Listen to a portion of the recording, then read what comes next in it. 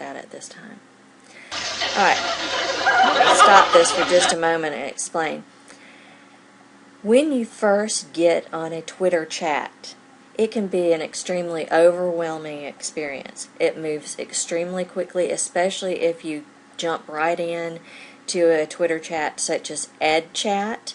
EdChat being the largest Twitter chat, educational Twitter chat that I'm aware of.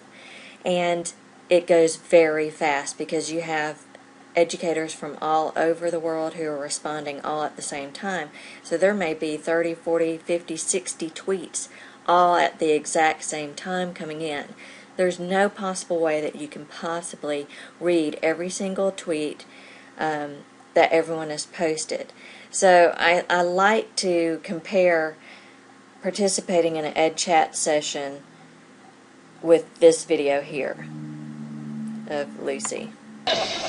Well, this is easier. Yeah, we can handle this okay.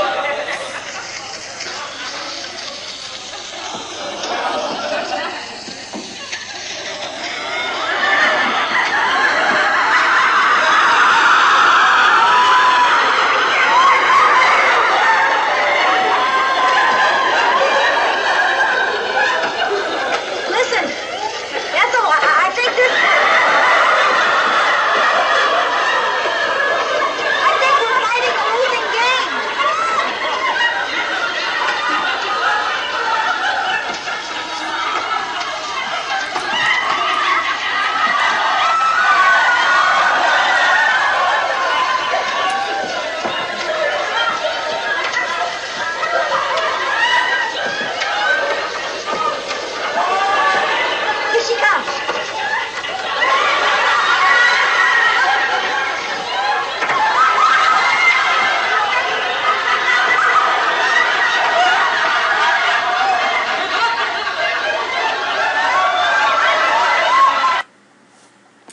So anyway, my advice to you is to hang in there. It looks easy at first, and then you're going to become completely overwhelmed, just like Lucy and Ethel did. But hang in there, pick up where you can, and you'll see that later on in this presentation there are sources you can use to keep up with what you may have missed during the chat. This is just a quick look, and we're not going to look at everything of how EdChat moves along. Every week there's a poll from Sunday and Monday that you can participate in, and this is how that looks. And then this is what my Hootsuite looks like. So that I have the hashtag EdChat version here. I have direct messages and mentions so that I can keep up with what's going on during the chat session. That doesn't mean I do keep up with everything, because definitely it moves very fast, and there is no way humanly possible that you can keep up with everything. So we're going to just stop this, because I really think that it's a matter of participating in it and learning how to participate in a chat. But I would definitely recommend setting up something like Hootsuite or TweetDeck after you've established your Twitter account for actually participating in a chat such as hashtag EdChat. It's just a lot easier to keep up with what's going on than on your regular Twitter feed. And that's a little bit advanced, but that's okay.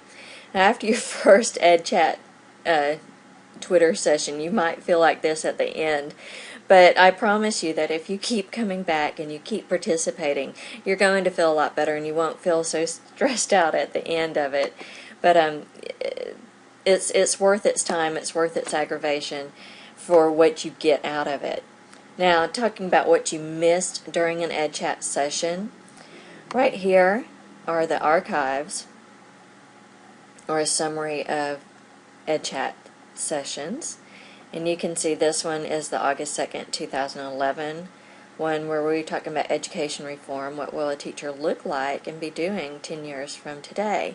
And that was the discussion on August 2nd, 2011. And so you can see there's a brief summary here. These are some of the main themes that were discussed. And then here were some of the key comments that took place during that EdChat session. Also, here are some of the links.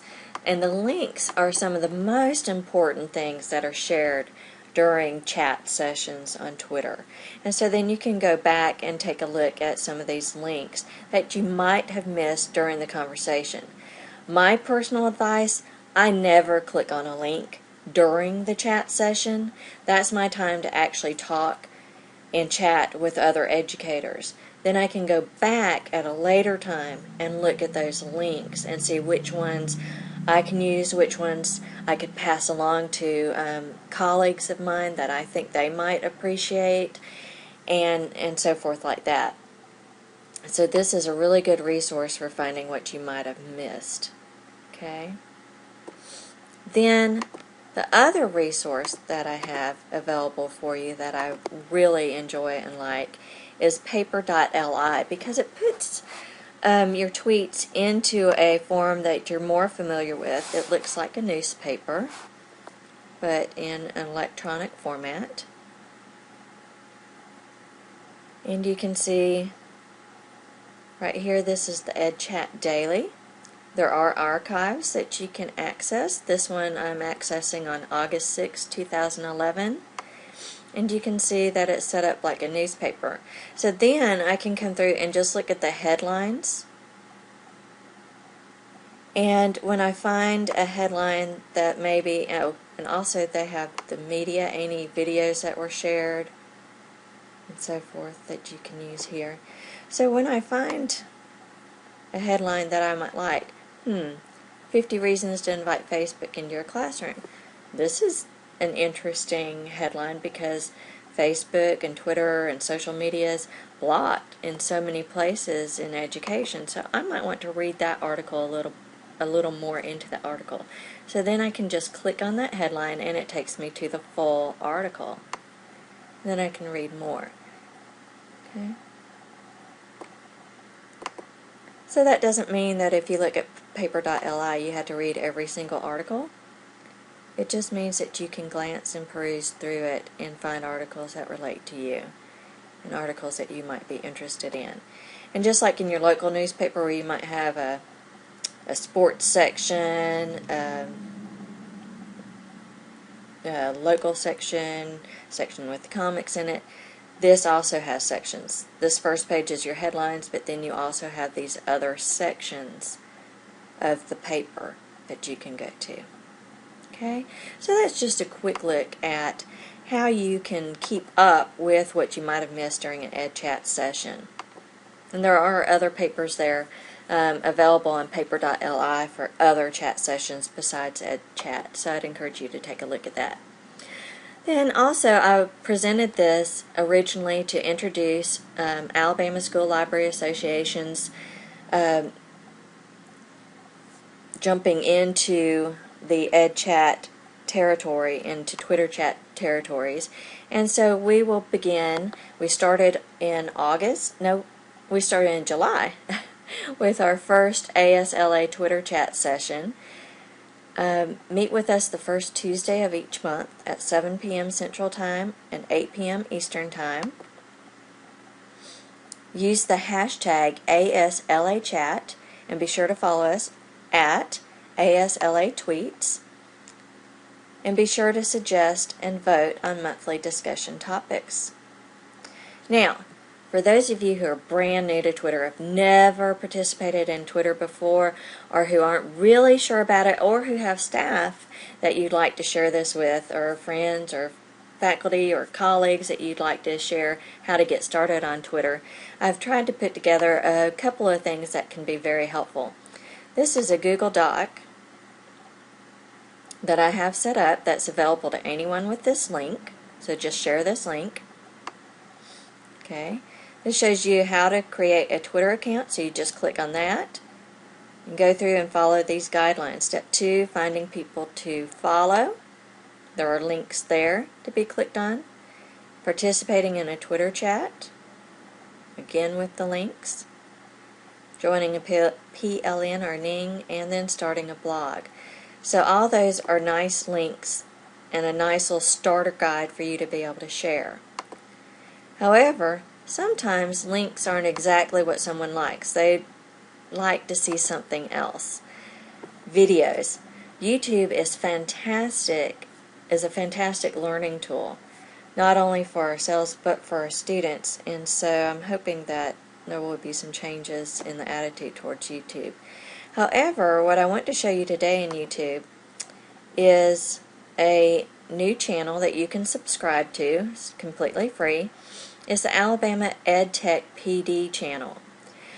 What I've done is collaborated with Derek Waddell, who is an educator also in Alabama, and we have set up tutorials on how to use Twitter, starting with signing up for a Twitter account all the way through, plus there are other tutorials.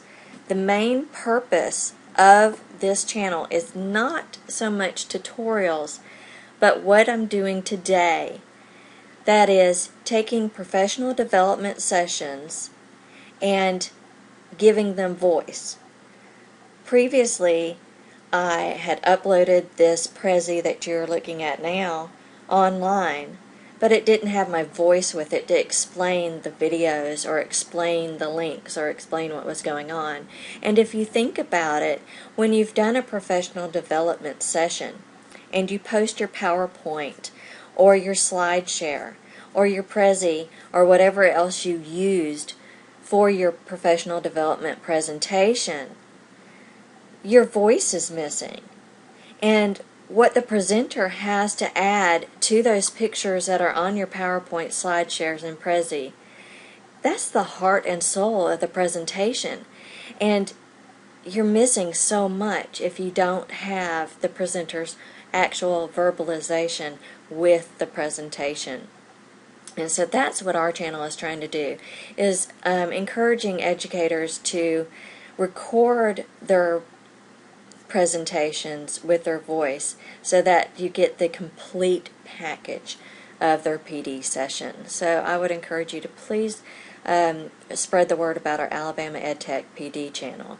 And if you do have professional development sessions you'd like to upload, we do have directions for those, and you can contact me on Twitter for directions on how to do so.